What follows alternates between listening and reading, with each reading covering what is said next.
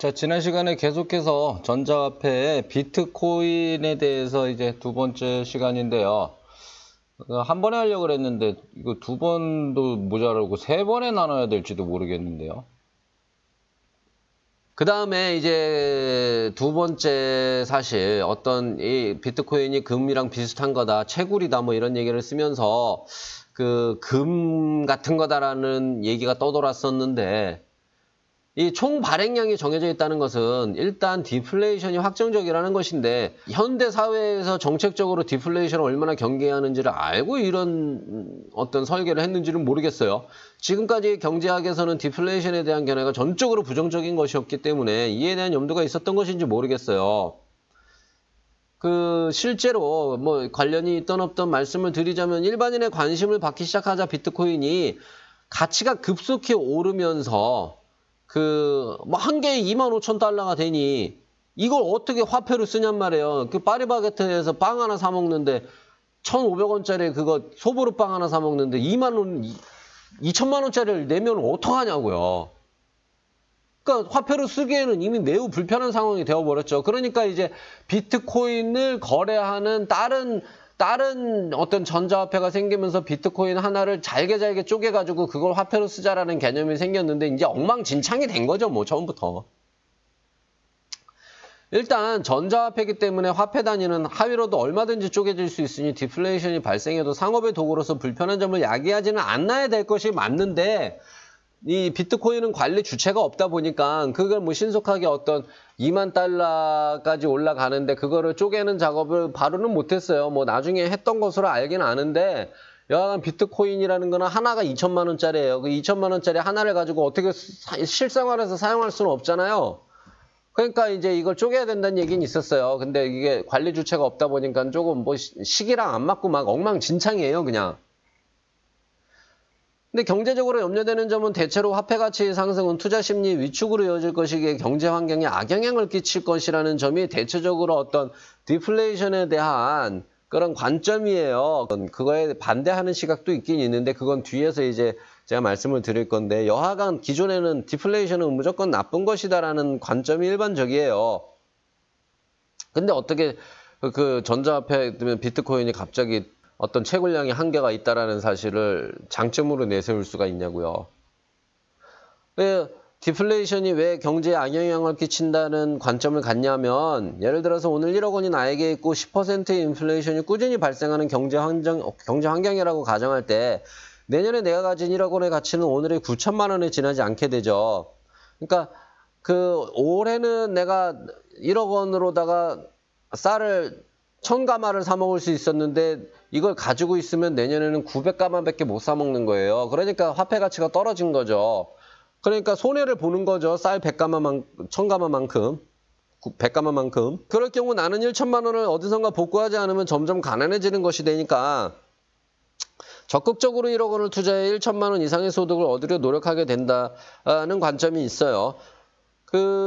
이것만이 디플레이션이 갖는 단점은 아니지만 여하간 뭐 예를 들어서 뭐 이런 면이 있다는 거예요. 반면 오늘 1억 원이 10%의 디플레이션 환경에서는 1년 후 1억 1천만 원어치 값어치를 하게 되면 사람들은 괜히 엉뚱하게 일을 벌이느니 돈을 가만히 두는 게 낫다는 판단을 하게 되면서 어떤 국가 전체로는 급속도로 어떤 투자 위축을 가져오면서 경기 침체를 불러오게 된다는 관점이에요. 뭐 이것에 대해서는 반론도 있고 저는 반론 쪽에 서 있는 편이지만 여하간 압도적으로 지배하는 어떤 경제 정책에 대한 디플레이션에 대한 관점은 이런데 어떻게 채굴량이 한계가 있다라는 비트코인의 단점이 그게 장점이 될 수 있냐는 얘기를 저는 하는 거예요. 의도한 것인지는 모르겠으나 비트코인은 채굴이라는 용어를 써서 비트코인이 마치 금과 같은 개념이라는 이미지를 심어주는데 성공을 했어요. 아직도 많은 사람이 금이야말로 진짜 돈이라 생각을 하고 있는데요. 그조차도 사실은 말이 안 되는 얘기거든요. 미국의 달러나 각국의 화폐는 언제라도 아르헨티나와 짐바브웨처럼 하이퍼 인플레이션을 맞이할 수 있고 햄버거 하나를 사 먹기 위해 돈을 트럭으로 싸들고 가야 하는 경우도 발생할 수 있다고 생각을 해요. 왜 그러냐? 사람들은 저질 기자들이 쓰는 기사를 보고 세상을 보기 때문에 그러거든요. 그래서 뭐 KBS 뉴스에서 이렇게 사진을 이렇게 보도를 하죠. 타이틀을 이렇게 걸고 달걀 한 알이 500억 화폐 또 찍는 짐바브웨 해가지고 인플레이션을 소개를 해요. 그러면서 사진을 이딴 걸 갖다 들이밀죠. 그러면서 돈을 이딴만큼 싸들고 달걀을 사러 가는 것처럼 사람들은 생각을 해요. 근데 이런 일은 발생하지 않아요. 이거는 누가 이렇게 살아요. 실제로 제가 짐바브웨에 가가지고 거기 현지 한인 사장님을 만났을 적에 얼핏 물어봤어요. 아 진짜로 그 돈을 이렇게 다발로 싸들고 가서 물건을 사고 그랬습니까? 그러니까 그 아저씨가 그래요. 아 그딴 게 어디 있어요. 그렇게 어떻게 살아요. 그래요. 실제로는 인플레이션이 발생했다는 거는 이 지폐가 이렇게 고액권이 발행이 된다는 얘기예요. 이게 지금 100조 달러짜리 짐바브웨 100조 달러짜리 지폐인데요. 실제로 요거 기념품으로 많이 짐바브웨에 가면 팔아요. 수백조 달러를 그 단돈 미국 돈 5달러에 팔고 그래요. 그럼 뭐 환율이라고 얘기하기도 뭐하죠. 그냥 이 기념품으로 가지라는 거예요. 어차피 못 쓰는 돈이니까. 이게 100조 달러로다가 달걀 3개를 사 먹은 게 아니라 이미 화폐 기능을 상실한 상태예요. 이거는. 짐바브웨 같은 경우에는 이 달러가 유통이 된 게 아니라 이렇게 어떻게 살아요. 사람이 이런 인플레이션 하에서. 이건 화폐로서 이미 기능을 상실한 거죠. 이건 짐바브웨 정부가 공무원들한테 월급을 이렇게 주는 것뿐이에요. 그냥. 그러니까 공무원들이 무료 봉사할 수밖에 없는 상황이 된 거고 나라가 엉망진창이 된 거죠. 국가 채무를 갖다가 이런 식으로 갚아서 그냥 나 갚은 거야 라고 하는 거죠. 그냥. 하여튼 그런 용도로 쓰는 거지 실제로 이게 어떤 화폐로서 기능을 할 수는 없어요. 기념품으로 막 팔리고 이랬을 뿐이지. 달걀 3개를 누가 이걸 받고 안 줘요. 왜? 이미 돈이 아니거든요. 그러니까 달걀 3개랑 못 바꿔요. 그냥 어떤 숫자를 맞추다 보니까 이렇게 되더라라는 얘기인 거지. 실제로는 이렇게 안 줘요. 이걸 받고 이거 달걀 3개 안 줘요. 그래서 짐바브웨, 이 당시에 짐바브웨는 제가 짐바브웨 그때 이제 옆 나라에 있었고 남아공에서 제가 사업을 하고 있었고 그래서 이제 짐바브웨를 이제 몇 번 오갔는데 짐바브웨는 그냥 단순히 옆 나라 돈, 남아공 돈을 쓰고 있었고요. 일반인들은 화폐로. 그 다음에 미국 달러와 남아공 그 란드화를 쓰고 있었어요. 일반인들은 실생활에서. 근데 매우 불편하죠. 그 화폐 양이 충분하지 않으니까. 하지만 달러나 란드화는 그 자체로 어떤 실물과 교환할 수 있다는 믿음이 있기 때문에 충분히 화폐로서 기능을 하죠. 대신 동전 같은 거는 잘 유입이 안 되기 때문에 동전은 없어가지고 동전 유통이 안 되다 보니까 물건을 사고 파는데 굉장히 불편했었어요. 달걀 하나에 만약에 뭐 10센트다 그러면 달걀 하나 10센트를 받고 팔 수는 없어요. 왜? 동전이 없으니까. 그러니까 1달러어치 만들어서 뭉태기로 팔 수밖에 없는 거예요. 그러니까 최하 단위가 1달러인 거예요. 센트 단위가 유통이 안 되니까. 하여튼 불편하게 그 당시에 굉장히 불편하게 짐바브웨 사람들이 살고 있었어요. 이런 거지 무슨 하이퍼 인플레이션이라 그래서 무슨 이렇게 달걀 사러 이렇게 돈을 뭉태기로 들고 가고 수레에 끌고 가 이런 거는 그냥 기자놈들이 그냥 재밌자고 그냥 그렇게 썼을 뿐인 거예요. 그런 일은 없어요. 이제 국부론 편에서 아담 스미스가 많은 부분을 할애해서 설명을 했죠. 금이나 은은 돈이 아니다. 금이나 은은 그 자체로 가치를 지니는 것이 아니다. 라고 수도 없이 반복해서 얘기를 해요. 금이든 달러든 그 자체로 가치를 지닌 것이 아니라 실제로 가치 있는 것들을 교환하는 수단에 지나지 않음을 알아야 돼요. 뭐 이렇게 얘기하나 저렇게 얘기하나 금으로 여하간 쌀을 살 수 있으니까 금은 가치가 있는 것이다라고 얘기를 할 수도 있지만 어떤 근본적으로 조금 따지고 들어가 보는 거예요. 사막에서 다 죽게 생겼어요. 그래서 먹을 게 뭐 바나나 한 조각이랑 금 100kg가 있어요.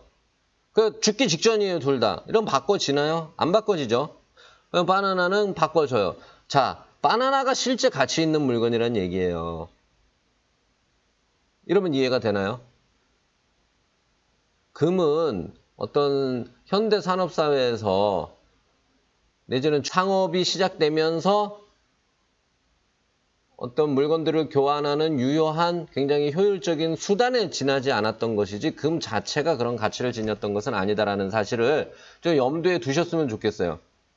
금은 오랜 역사를 통해 해당하는 가치만큼 바꿀 수 있다는 요 신뢰를 확보하였기에 화폐로 기능했던 것일 뿐이고 화폐의 핵심 키워드예요. 화폐는 신뢰다.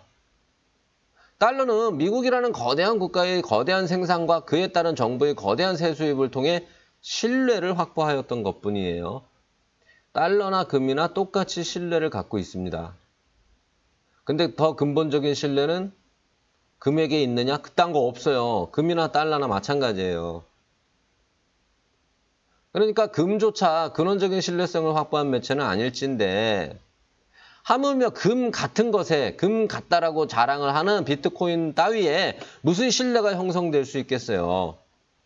실제로 금과 은을 화폐로 사용하던 때에도 금과 은의 가치는 계속해서 변했음을 알아야 됩니다. 요 금과 은의 가치가 변했다라는 것은 국부론 굉장히 자세하게 나와 있어요. 어떻게 금과 은값이 변했는지. 그러니까 어떤 때는 금 한 돈으로 어떤 때는 쌀 한 가마를 살 수 있었고 어떤 때는 반 가마밖에 못 사요. 여하간 금조차도 그 신뢰는 역사적으로 수천 년에 걸친 신뢰임에도 불구하고 굉장히 한계가 있는데 이 비트코인 따위에 금 같다고 자랑을 하는 비트코인 따위에 무슨 신뢰가 형성이 될 수 있겠어요. 이 신뢰라는 것은 어느 하루 이틀에 이렇게 형성되는 게 아니에요. 굉장히 어려운 거란 말이에요. 그 다음에 세 번째로 이 블록체인은 분산 체계라서 누군가의 개입에 의한 조작이 불가능하다라고 그 시스템의 안정성을 자랑을 하죠. 근데 이 얘기는 일장일단의 양면이 존재하는 얘기예요. 좋은 점도 있지만 나쁜 점도 있다고요. 과거 금화를 주조에 사용하던 시절에 군주들이 금의 함량을 속여 시뇰리지 이익을 챙겼다든가, 시뇰리지라는 건 그거예요. 금 1g을 가지고 동전 하나를 만들었다라고 하고서는 금을 발행하기로 했는데 이 금을 만드는 그 조폐국을 운영하는 국가에서 금 함량을 속여요. 0.8g밖에 안 넣고서는 금 1g이라고 속여서 팔아요. 그러면 0.2g어치의 금이 떨어지죠. 이거를 그 왕자들이 챙긴 거예요. 이게 이제 시뇰리지라고 하거든요.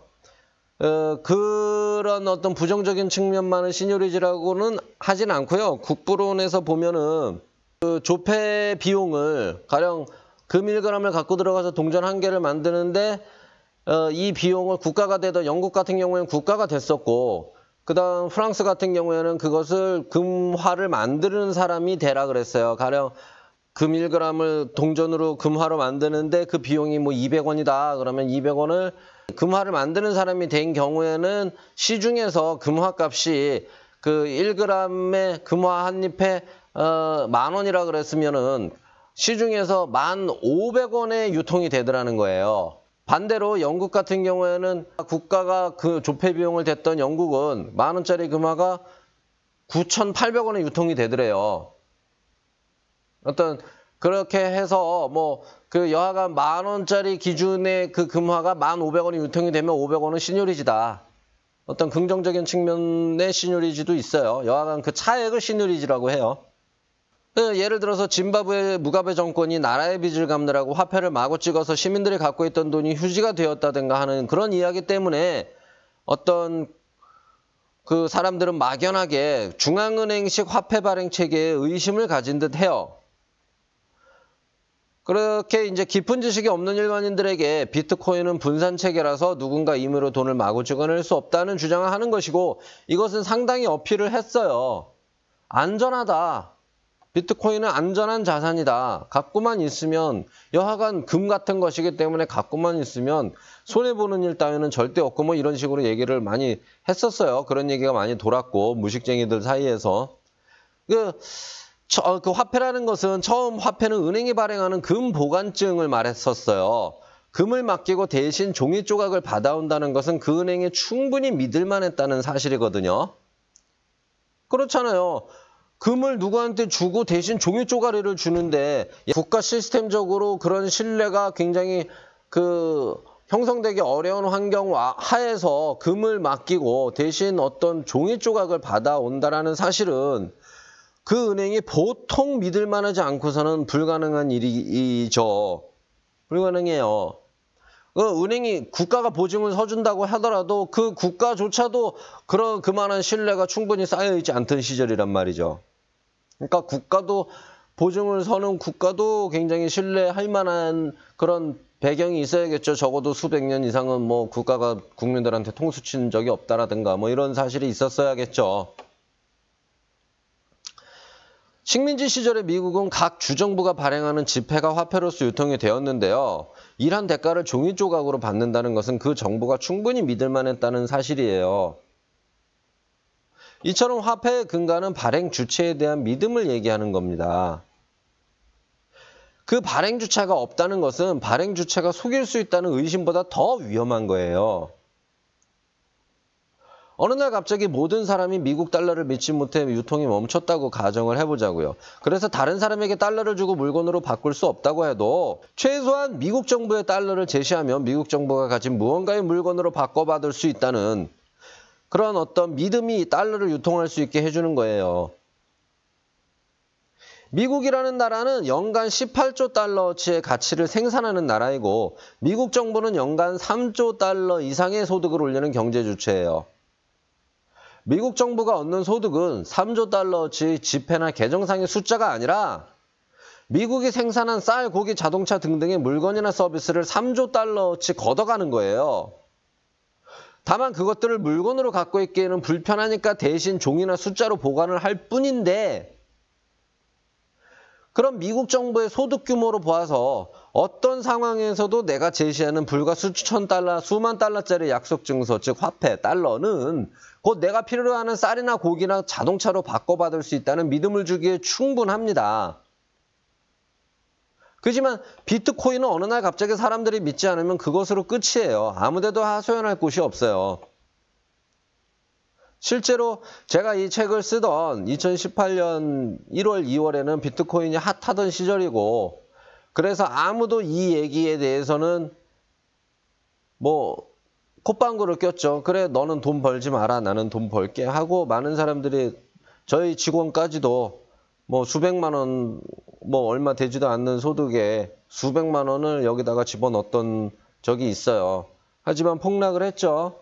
폭락했어요. 폭락할 수밖에 없어요. 그건 결국 0원까지 내려가요. 지금도 뭐 한 700만 원 정도 제가 이걸 녹화하고 있는 지금 이 순간에도 한 700만 원 하는 걸로 얼핏 들었는데 그러니까 2,500만 원짜리가 700만 원으로 내려간 거예요. 그 등락의 와중에서 대부분의 사람들은 전부 돈을 다 날렸고요. 일부 어떤 그 작전 세력 비슷한 사람들이 돈을 이제 챙기고 있었겠죠. 근데 여하간에 일반인들은 돈을 잃을 수밖에 없고요. 결국엔 영원까지 떨어질 거예요. 이 업에 종사하던 사람들도 전부 뭐 일단 자산으로서는 아무런 가치가 없다는 사실을 곧 깨닫게 될 거예요. 근데 하소연할 곳이 없죠. 없어요. 왜? 분산 시스템이기 때문에 하소연할 데가 없어요. 그냥 휴지가 되는 걸, 종이 조각이 되는 걸 바라보고만 있어야 돼요. 그리고 분산체계라고 해서 조작의 위험성이 없는 것도 아니에요. 비트코인은 채굴업자들끼리 협의체가 이미 구성되어 있고요. 오픈소스라서 개발자 협의체도 구성되어 있어요.